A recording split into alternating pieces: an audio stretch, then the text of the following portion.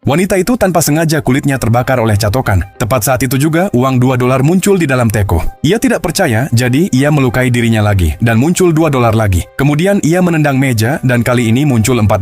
Saat itulah ia menyadari bahwa setiap kali ia merasakan sakit, teko ini akan menghasilkan uang. Malam itu, saat suaminya bernama Jack pulang ke rumah, ia mendapati rumahnya berantakan, dan istrinya tergeletak pingsan di atas kasur. Jack mengira ada pencuri yang masuk, namun istrinya menjelaskan semuanya tentang teko tersebut. Ia lalu menampar suaminya, dan teko itu menghasilkan lebih banyak uang. Setelah berkali-kali mencoba, mereka menyadari bahwa semakin besar rasa sakit yang dialami, semakin banyak uang yang keluar. Mereka berjanji akan berhenti setelah menghasilkan $10.000.